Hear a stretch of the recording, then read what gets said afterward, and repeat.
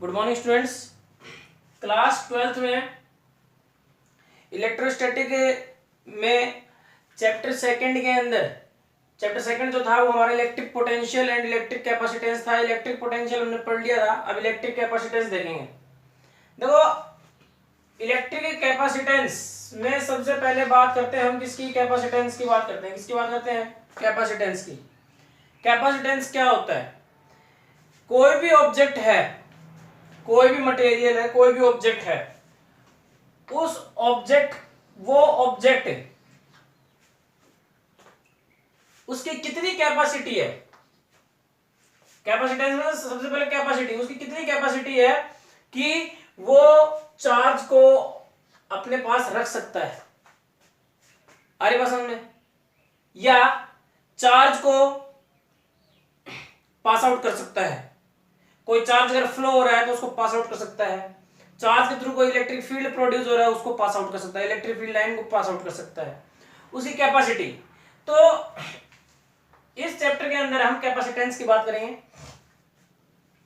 तो सबसे पहले तो कुछ इस चैप्टर से रिलेटेड डेफिनेशंस जो हैं, जो आपके इस चैप्टर में काम आएंगी, वो डेफिनेशंस देख लेंगे। पहला डेफिनेशन हमारे पास में कंडक्टर का है। जनरली हमने ये डेफिनेशंस पढ़ रखी हैं, 10th क्लास में पढ़ रखी हैं। पीछे फर्स्ट चैप्टर इलेक्ट्रोस्टैटिक के पार्ट में जो आपको फर्स्ट चैप्टर पढ़ाया था उसके अंदर भी आपको बताया हुआ है। और आप इस कंडक्टर के अंदर डेफिनेशन की जब हम बात करते हैं तो सबसे पहले डेफिनेशन क्या दे रखा है इसमें, a substance through which charge और electric current can flow easily is called conductor. Like copper, copper हो सकता है, एल्यूमिनियम भी हो सकता है, ठीक है। ऐसे कंडक्टिंग मटेरियल जिसके अंदर करंट फ्लो होता हो। एक्सप्लेन से अपन बाद में पढ़ेंगे, पहले अपन डेफिनेशन देख लेते हैं, ठीक है। तो a substance through which charge और electric current can flow easily is called conductor. जिसके अंदर चार्ज या इलेक्ट्रिक करंट जो है वो इजीली फ्लो हो रहा हो, वो क्या होगा आपके पास में? कंडक्टर। इसके बाद में हम बात करते हैं किसकी? इंसुलेटर की। किसकी बात करते हैं? इंसुलेटर की। A substance through which charge और electric current can not flow, charge और इलेक्ट्रिक करंट किसी कंडक्टर में फ्लो नहीं हो रहा है तो वो कंडक्टर इंसुलेटर होगा। सॉरी, किसी सब्सटेंस में फ्लो नहीं हो रहा है तो वो सब्सटेंस क्या होगा? इंसुलेटर होगा, ठीक है। तो इंसुलेटर में हमारे पास में जो एग्जांपल है वो है वुड एंड प्लास्टिक। इसके बाद हम बात करते हैं फ्री चार्ज की। ये फ्री चार्ज मैंने आपको चैप्टर फर्स्ट की स्टार्टिंग में बताया था। एक बार दोबारा देख लेंगे इसकी definition. The electrons in the outermost orbit of the atom become almost free when applied external force on atom, then electron ejected from outer shell and we get free charge. Sorry, क्या कह रहा है कि electron जो outer most orbit के अंदर अपने को मिलते हैं किसी भी एटम और मॉलिक्यूल्स के अंदर, किसी भी एटम और मॉलिक्यूल में इलेक्ट्रॉन जो आपको आउटर मोस्ट ऑर्बिट में मिलते हैं, जब उसके ऊपर एक्सटर्नल फोर्स अप्लाइड होता है तो वो इलेक्ट्रॉन एनर्जी लेकर के बाहर चला जाता है। तो ये आपके पास में फ्री चार्ज हो गया। इसके बाद में हम बात करते हैं बाउंड चार्ज की। बाउंड चार्ज क्या है? द पॉजिटिव आयन और the remaining nucleus that has free electrons in the outermost orbit is called bound charge।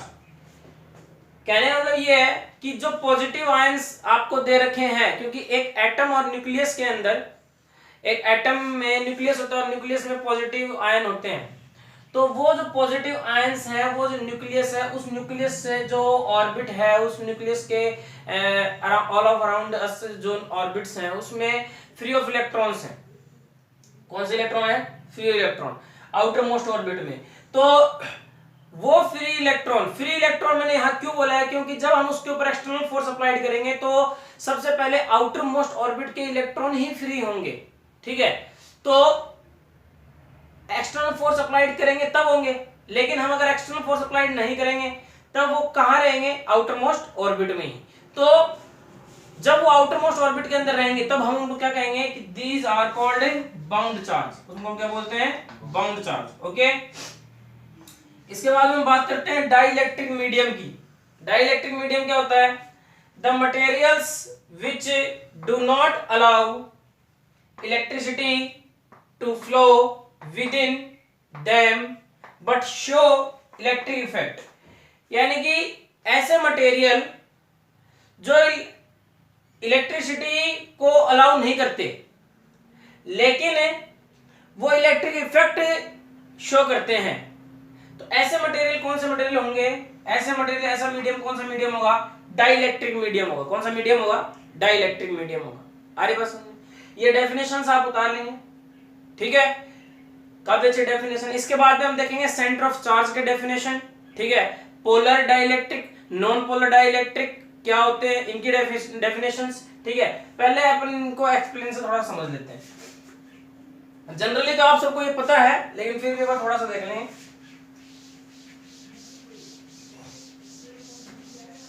हमने सबसे पहले किसकी बात कर दी है, कंडक्टर की बात करी है। किसकी बात करी है, कंडक्टर की बात करी है। देखो आपके नेचर में बहुत सारे मटेरियल होते हैं, ठीक है, मैनी मटेरियल्स आपको नेचर में मिलेंगे। कुछ मटेरियल्स ऐसे होते हैं जिनके अंदर करंट फ्लो होता है, जिनको छूने पर करंट लगता है, ठीक है। तो सब मटेरियल, कुछ मटेरियल आपके पास में ऐसे होंगे जिनमें से चार्ज फ्लो होता है, जिनमें से चार्ज क्या होता है, चार्ज फ्लो होता है, ठीक है। सम मटेरियल चार्ज फ्लो, कुछ मटेरियल जो चार्ज फ्लो होता है, या आप यूं कह दो कि इलेक्ट्रिसिटी फ्लो होती है। क्या फ्लो होती है, इलेक्ट्रिसिटी फ्लो होती है, ठीक है। जैसे कि मैं बात कर लेता हूं कौन कौन से मटेरियल है, वो कॉपर हो गया, एल्यूमिनियम हो गया, सिल्वर हो गया, आयरन हो गया। ये आपके पास में ऐसे मटेरियल्स हैं जिनके अंदर चार्ज फ्लो होता है, ठीक है। चार्ज फ्लो होता है तो हमारे पास में, यहां इसको यहां नहीं लिखेंगे, चार्ज फ्लो होता है तो हमारे पास में क्या फ्लो होता है, इलेक्ट्रिसिटी फ्लो होती है। क्या फ्लो होती है, इलेक्ट्रिसिटी, ठीक है। और चार्ज की डायरेक्शन जो है, इसकी डायरेक्शन की अगर हम बात करते हैं कि डायरेक्शन क्या होती है, तो डायरेक्शन ऑलवेज अपोजिट होती है, ऑलवेज अपोजिट होती है। आ रही बात समझ में, ठीक है। तो कहने का मतलब ये है कि नेचर में मिलने वाले बहुत सारे मटेरियल्स में से कुछ मटेरियल ऐसे होते हैं जिनमें चार्ज फ्लो होता है, जिससे कारण इलेक्ट्रिसिटी फ्लो होती है, और उनकी डायरेक्शन जो होती है वो ऑलवेज अपोजिट होती है चार्ज के, ठीक है। आ रही बात समझ में। तो ऐसे मटेरियल आपके पास में कौन से मटेरियल होते हैं, कंडक्टिंग मटेरियल होते हैं। कौन से मटेरियल होते हैं, कंडक्टिंग मटेरियल होते हैं। कंडक्टिंग मटेरियल के अंदर हमारे पास में, जैसे कि ये हमने कोई मटेरियल ले लिया, ठीक है, और इस मटेरियल में एटम्स होते हैं, ठीक है। अब ये एटम्स क्या करते हैं आपके पास में कि जब आप इनके आउटर मोस्ट सेल की बात करते हो तो इनमें इलेक्ट्रॉन्स मिलते हैं अपने को। जब हम इस पर एक्सटर्नल फोर्स अप्लाई करते हैं तो ये इलेक्ट्रॉन्स क्या होते हैं, फ्री हो जाते हैं। नहीं, एट अ रूम टेम्परेचर। सबसे पहले किस पे बात करते हैं हम, रूम टेम्परेचर पे। रूम टेम्परेचर पे कुछ इलेक्ट्रॉन्स पहले से फ्री रहते हैं, कुछ इलेक्ट्रॉन्स पहले से फ्री रहते हैं, ठीक है। Some electron are free at a room temperature, ठीक है। तो मैं यहां क्या लिख सकता हूं कि some electron free at a room temperature, some electron free at room temperature, ठीक है।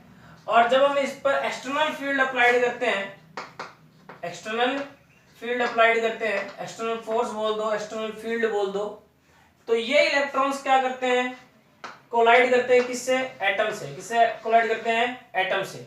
कौन से एटम से, पॉजिटिव आयन से। कौन से एटम से, पॉजिटिव आयन से, आ रही बात समझ में? ठीक है, होता ये है कि जब ये कोलाइड करते हैं तो इनकी डायरेक्शन, जब आप एक्सटर्नल फील्ड अप्लाइड नहीं करते हो तब की बात है, तब इनकी डायरेक्शन कैसी होती है, रैंडमली। बट जब आप एक्सटर्नल फील्ड अप्लाइड कर देते हो तब इनकी डायरेक्शन क्या होती है, एक यूनिट डायरेक्शन होती है। कैसी होती है, यूनिट डायरेक्शन होती है इलेक्ट्रॉन की। आगे बात समझ में? करंट की डायरेक्शन जो होती है वो इलेक्ट्रॉन के अपोजिट होती है। आगे बात समझ में? तो कहने का मतलब ये है हमारे पास कि ये प्रोसेस जिन मटेरियल्स में होता है वो मटेरियल्स क्या होता है हमारे पास में, कंडक्टर। और इसके बारे में डिस्क्रिप्शन से अपन इलेक्ट्रिक करंट का चैप्टर आएगा उसमें भी पढ़ेंगे। ठीक है, आगे बात समझ में? तो इसके बाद में हम बात करते हैं इंसुलेटर की। किसकी बात करते हैं, इंसुलेटर की। देखो इंसुलेटर क्या होता है, इंसुलेटर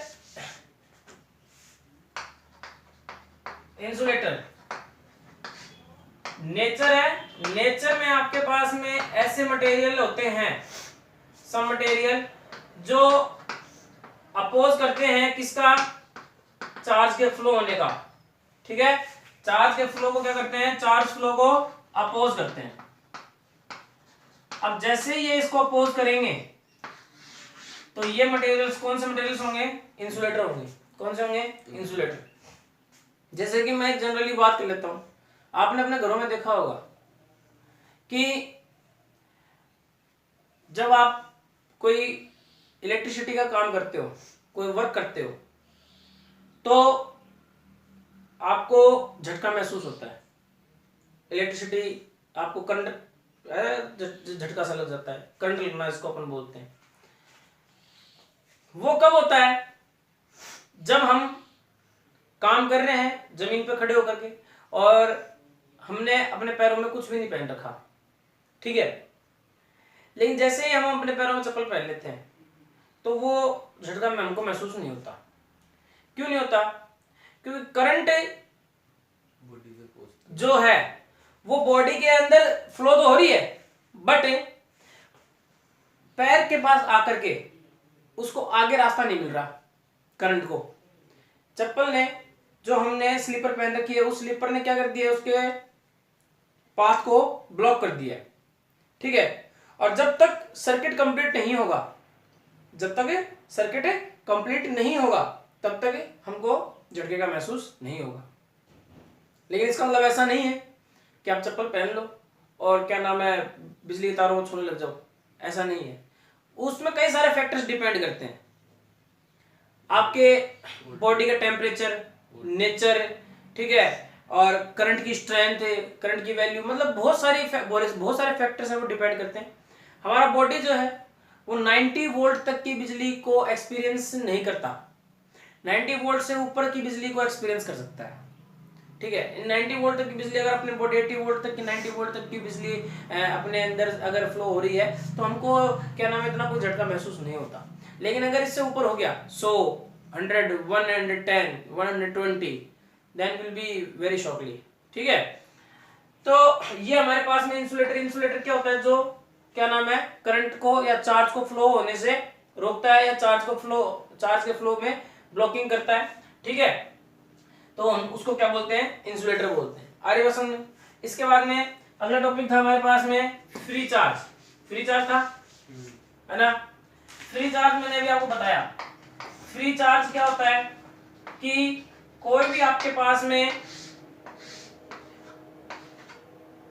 कंडक्टिंग मटेरियल है, ठीक है, तो कंडक्टिंग मटेरियल्स जो होते हैं, material are made up by atom and molecules. Materials are made up by atom and molecule. Atom और मॉलिक्यूल से मिलकर क्या बनता है अपने पास, मटेरियल बनता है। ठीक है, तो जब हम इसके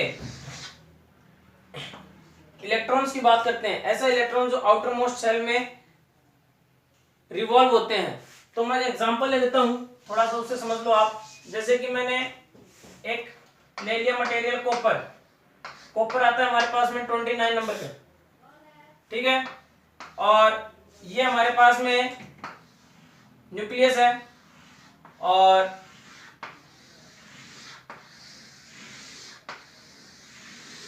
ये हमारे पास ऑर्बिट्स हैं, ठीक है।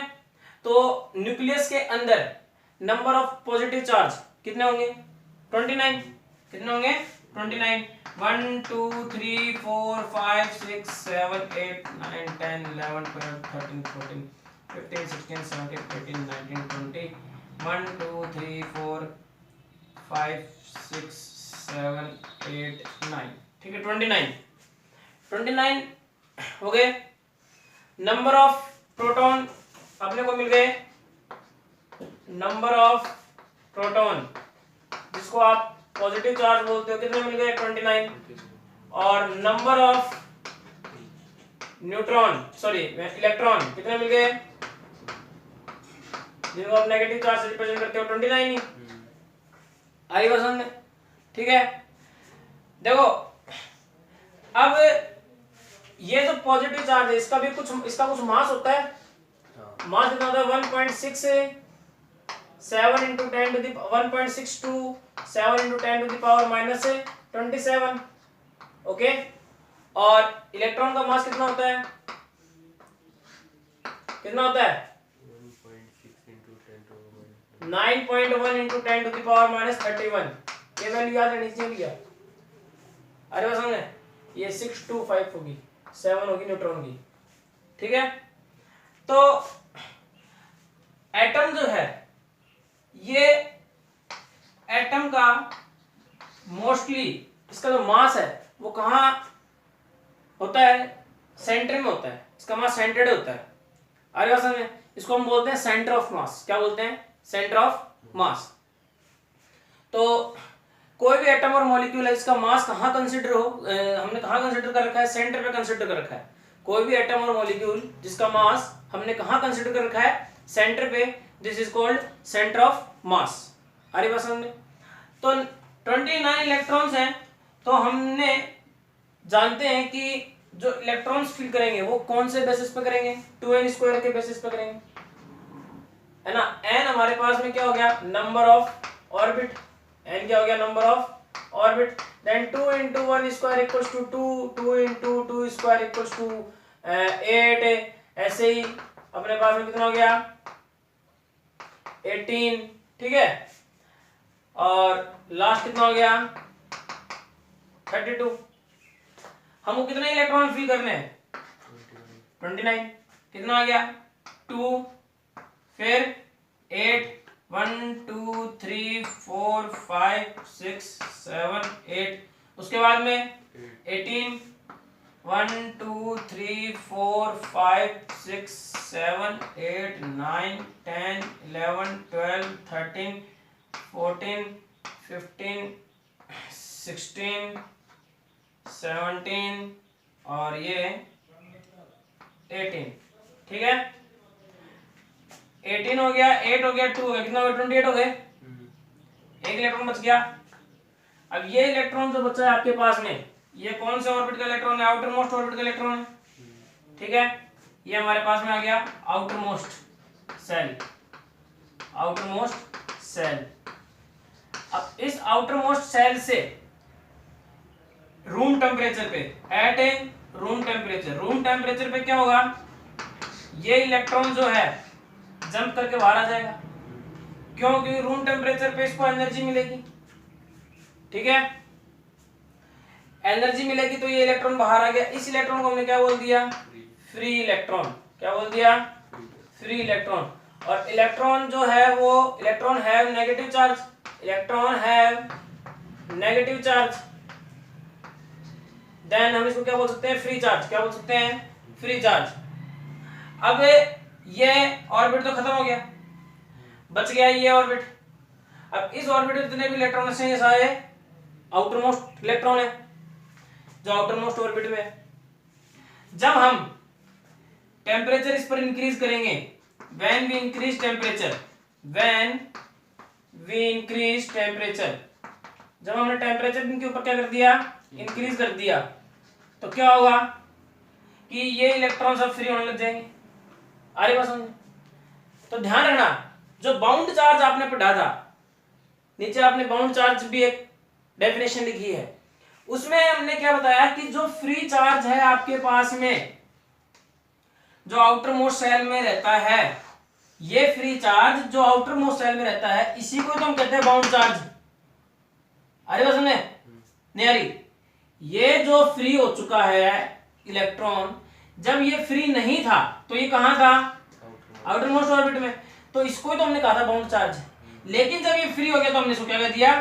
Free charge. हरी बात समझ? ठीक है। अच्छा, ये इससे बाउंड क्यों था? क्योंकि न्यूक्लियस जो था वो इसके ऊपर फोर्स लगा रहा था। क्या लगा रहा था? फोर्स लगा रहा था। इसको अपन कहते हैं इंटर एटॉमिक फोर्स। क्या बोलते हैं? Inter atomic force. हरी बात समझे? ठीक है।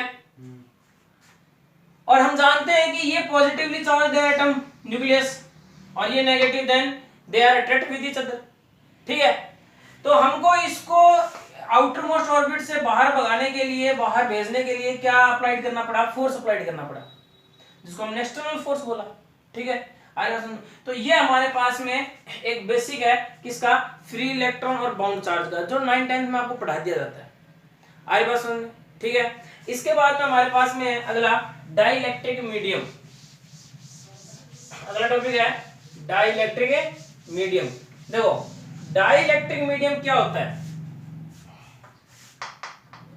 डाइलेक्ट्रिक मीडियम देखेंगे। डाइलेक्ट्रिक मीडियम क्या होता है? मीडियम कुछ भी ले सकते हैं हम। आपके पास, आप मीडियम वाटर ले सकते हो, पेपर ले सकते हो, ठीक है, ग्लिसरीन ले सकते हो, कोई लिक्विड एयर भी ले सकते हो। ठीक है, मीडियम आप कुछ भी ले सकते हो, लेकिन ऐसे मीडियम जो इलेक्ट्रिसिटी को फ्लो नहीं होने दे रहे, बट इलेक्ट्रिक इफेक्ट्स को शो कर रहे हैं।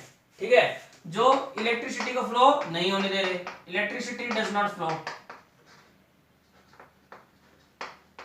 Do not flow. ठीक है, बट इलेक्ट्रिक इफेक्ट शो कर रहे हैं। ठीक है, शो इलेक्ट्रिक इफेक्ट।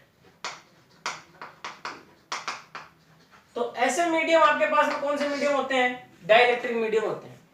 जैसे मैं बात कर लूं कि ये मैंने एक प्लेट ले ली, और ये प्लेट ले ली मैंने पॉजिटिव प्लेट, और ये प्लेट ले ली मैंने नेगेटिव प्लेट। आई बात समझ में? यानी कि ये तो पॉजिटिवली चार्ज प्लेट है। कौन सा प्लेट है ये? Positively charged plate. और ये आपके पास में कौन सा प्लेट है? Negatively charged plate. ओके, ठीक है। अब जब मैं, आपने कैपेसिटर देखा होगा, कैपेसिटर आप जानते हैं, एक वर्ड है capacitor. This is electrical equipment. Capacitor पंखे में, अपने घरों में जो फैन लगे होते हैं, ठीक है, उनके अंदर एक व्हाइट कलर का, जिसको आप सेल बोलते हो, वो सेल नहीं होता है, वो कैपेसिटर होता है। क्या होता है? कैपेसिटर। और कैपेसिटर का काम क्या होता है? एनर्जी को स्टोर करने का। क्या काम होता है इसका? एनर्जी स्टोर करने का।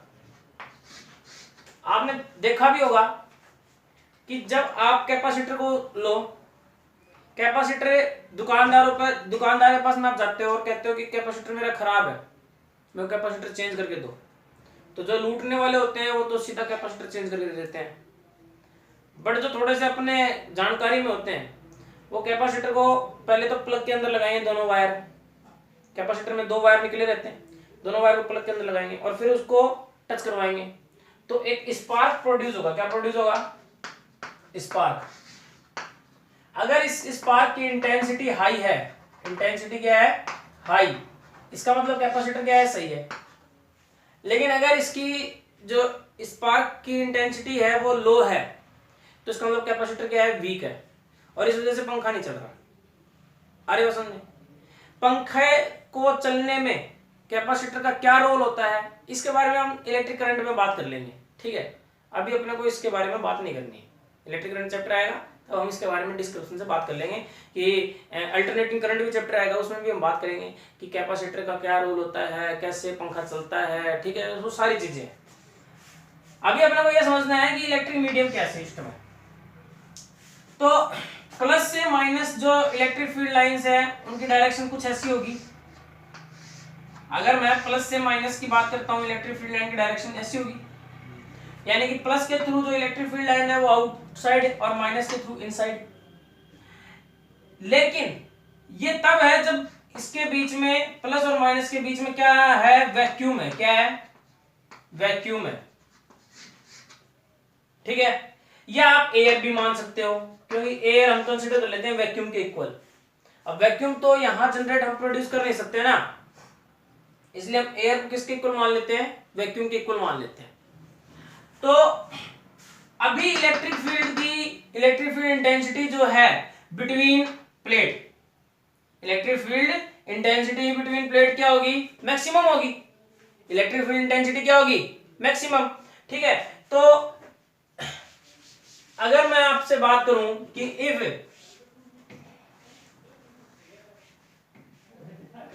if two plate are placed in vacuum, if two charged plate, two oppositely charged plate, if two oppositely charged plate placed in a vacuum, then electric field intensity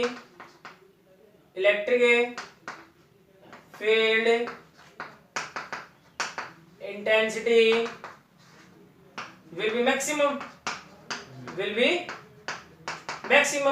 क्यों?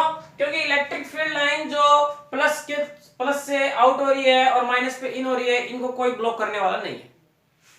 लेकिन मैंने कोई मीडियम फिल कर दिया। क्या fill कर दिया? Medium.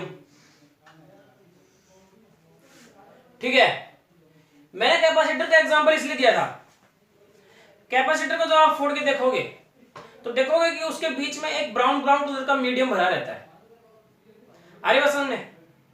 जो क्या काम करता है, प्लेटों को शॉर्ट होने से बचाता है। इफ टू प्लेट चार्ज या फिर if dielectric substance field between two plate, if dielectric substance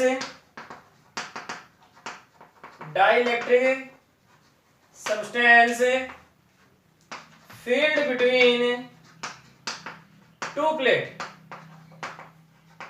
then electric field intensity will be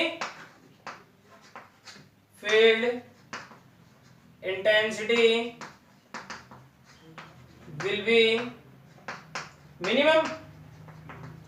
okay, क्यों? क्योंकि ये जो हमारे पास में डाइलेक्ट्रिक मीडियम है, इस डाइलेक्ट्रिक मीडियम ने जो इलेक्ट्रिक फील्ड लाइन जा रही थी, इसको क्या करना स्टार्ट कर दिया, ब्लॉक करना स्टार्ट कर दिया, ब्लॉक करने लग गया। आगे बात समझ में? अब जैसे ही ये इसको ब्लॉक करेगा तो इंटेंसिटी जो है इलेक्ट्रिक फील्ड की वो मैक्सिमम होगी कि मिनिमम होगी? मतलब इलेक्ट्रिक फील्ड को जैसे ही इलेक्ट्रिक फील्ड लाइन को ये डाइलेक्ट्रिक मीडियम ब्लॉक करेगा तो इंटेंसिटी इसकी मैक्सिमम होगी कि मिनिमम होगी? ब्लॉक करने के बाद मिनिमम हो जाएगी। मिनिमम होगी। क्या होगी? मिनिमम होगी। आई बात समझ? तो इसलिए ये कहा गया है कि डाइलेक्ट्रिक मीडियम एक ऐसा मीडियम होता है जो इलेक्ट्रिसिटी को तो क्या करता है, फ्लो नहीं होने देता, बट इलेक्ट्रिक इफेक्ट शो करता है। अब क्वेश्चन दिमाग में ये आता है कि जब इलेक्ट्रिसिटी को फ्लो ही नहीं करने देता तो इलेक्ट्रिक इफेक्ट प्रोड्यूस कैसे करता है? देखो क्या होता है कि जो डाइलेक्ट्रिक मीडियम है इसके अंदर हमारे पास में एटम्स होते हैं, ठीक है, जिसको हम पोलर एटम और नॉन पोलर एटम से आगे पढ़ेंगे। अब क्या होता है कि जब पॉजिटिव चार्ज से electric field line pass out होती है, आउटसाइड जाती है, तो इस पॉजिटिव चार्ज के पास में क्या आ जाएगा, नेगेटिव चार्ज। इस पॉजिटिव चार्ज के पास में नेगेटिव चार्ज आएगा, तो इस डाइलेक्ट्रिक मीडियम का नेगेटिव इस तरफ होगा और पॉजिटिव इस तरफ। नेगेटिव इस तरफ, पॉजिटिव इस तरफ, नेगेटिव इस तरफ, पॉजिटिव इस तरफ, नेगेटिव इस तरफ, पॉजिटिव इस तरफ। और इसका negative positive negative positive negative positive negative positive negative positive. Okay, तो ये जो डाइलेक्ट्रिक मीडियम है जो इलेक्ट्रिक इफेक्ट शो कर रहा है वो इनसाइड कर रहा है, ठीक है। और इनसाइड इलेक्ट्रिक फील्ड क्या होता है हमारे पास में? जीरो। क्या होता है? जीरो। बट कुछ इलेक्ट्रिक फील्ड, ये कुछ इलेक्ट्रिक इफेक्ट जो है वो शो करता है हल्का फुल्का। अरे बस, ठीक है। ये इलेक्ट्रिक इफेक्ट शो करना कब बंद कर देगा? जब ये कंप्लीटली क्या हो जाएगा, इसकी स्ट्रेंथ लेस हो जाएगी। इसकी भी कुछ ना कुछ स्ट्रेंथ होती है। आपने देखा होगा जब कैपेसिटर खराब होता है तो आप उसको फोड़ के देखना, जो बीच का ब्राउन कलर का मटेरियल है वो क्या तो रेड कलर का हो जाएगा या फिर ब्लैक कलर का हो जाएगा। इसका मतलब ये है कि उसकी स्ट्रेंथ क्या हो गई है? वीक हो गई है। अरे बस, अब वो इलेक्ट्रिक इफेक्ट जो है वो शो नहीं कर पा रहा। समझ में बात? तो ये हमारे पास में डाइलेक्ट्रिक मीडियम हो गया। अरे बस, समझे? इसके आगे हम बात करते हैं किसकी? चार्ज सेंटर ऑफ मास की। किसकी बात करते हैं? सेंटर ऑफ मास की। तो मैंने आपको क्या बताया कि कोई भी एटम है उसका मास अगर सेंटर में कंसीडर हो, किसी एटम के सेंटर पे कंसीडर हो, then we can say that centre of mass. तो इसमें टॉपिक लिख लेंगे सेंटर ऑफ मास और सेंटर ऑफ चार्ज, एक ही बात, सेंटर ऑफ चार्ज लिख दो topic, centre of charge. Centre of charge क्या होता है आपके पास में? Centre of charge, the point where total charge, the point where total charge of atom is considered, of atom is considered to be center, to be center। यानी कि total charge है atom का वो जिस पॉइंट पे consider हो रहा है, जिस पॉइंट पे कंसीडर हो रहा है उसको हम क्या बोलेंगे? सेंटर ऑफ चार्ज, ठीक है। Is called centre of charge. Okay, इसके बाद में हम बात करते हैं पोलर डाइलेक्ट्रिक मीडियम और नॉन पोलर डाइलेक्ट्रिक मीडियम। इसके बारे में हम बात करेंगे नेक्स्ट वीडियो में।